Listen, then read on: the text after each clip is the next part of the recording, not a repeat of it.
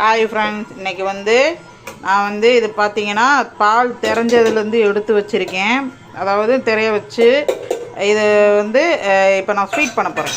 இது எனக்கு இந்த கப்பில் ஒரு 3/4 கப்புக்கு இருக்கும். இதில் நான் வெள்ளைப்பாகு ஊற்றி ஸ்வீட் பண்ண போகிறேன். இப்போ அடுப்பில் கடாயை வச்சுக்கிட்டேன். இப்போ இதை நம்ம கொட்டிக்கலாம். இதில் கொஞ்சம் லைட்டாக தண்ணி இருக்குது. ஃப்ரீசரில் வச்சு எடுத்தது, ஃப்ரீசரில் வச்சு இது பண்ணதுனால அது கொஞ்சம் தண்ணி வந்திருக்கு. இதை நம்ம கீழே ஊற்றிட்டு சேர்த்துக்கலாம். இப்போ போட்டாச்சு. இது கொஞ்சம் நம்ம கடாயிலே இது பண்ணுவோம். லைட்டாக இதில் நான் நெய் சேர்த்துக்க போகிறேன் வதக்கிறதுக்கு. அதாவது தண்ணி கொஞ்சம் லைட்டாக சுண்டட்டும். இப்போது இதில் நெய் ஊற்றி நம்ம பால் திறஞ்சது, அதாவது பன்னீர் இதில் நல்லா இன்னும் தண்ணி சுண்ட இது பண்ணிட்டோம்னா இதுதான் பன்னீர், ஹோம்மேட் பன்னீர். இதில் லைட்டாக இன்னும் கொஞ்சம் ஈரப்பதமாக தண்ணீர் இருக்குது. இது கொஞ்சம் சுண்டட்டும். இப்போ பாருங்கள், நம்ம அந்த பன்னீரில் தண்ணி இல்லாமல் ஆயிடுச்சு. இதில் இப்போ நான் வெள்ளைப்பாகு ஊற்றிக்கிறேன்.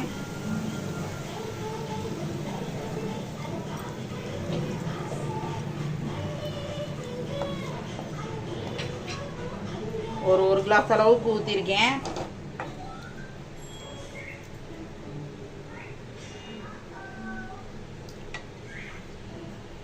இப்போது இந்த வெள்ளைப்பாகு சுண்டி வர்ற வரைக்கும் நம்ம வெயிட் பண்ணலாம்.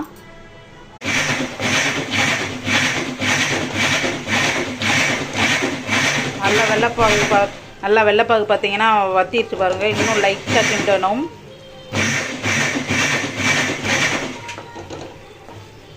இதை தான் நம்ம திரட்டி பால் ஸ்வீட்டு, பால் பேடா, அப்புறம் பால் இந்த பன்னீர் ஸ்வீட்டு, இந்த மாதிரி நிறையா சொல்லலாம்.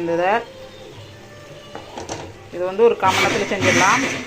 நம்ம ஊற்றின வெள்ளைப்பாகு எல்லாமே சுண்டி வந்துருச்சு. லைட்டாக உதிரியாக ஆயிடுச்சு. இப்போது இதை ஒரு டிஃபன் பாக்ஸு இல்லை ஒரு பிளேட்டில் நெய் தடவி அதில் இதை நம்ம போட்டு நல்லா ஒரு ஷேப்புக்கு கொண்டு வந்துக்கலாம். இங்கே பாருங்கள் ஃப்ரெண்ட்ஸ், நான் இந்த கிண்ணம் எடுத்திருக்கேன். இதில் நெய் தடவிருக்கேன். இப்போ நம்ம அந்த ஸ்வீட்டு இதை சூடோட இதில் போட்டுக்கலாம்.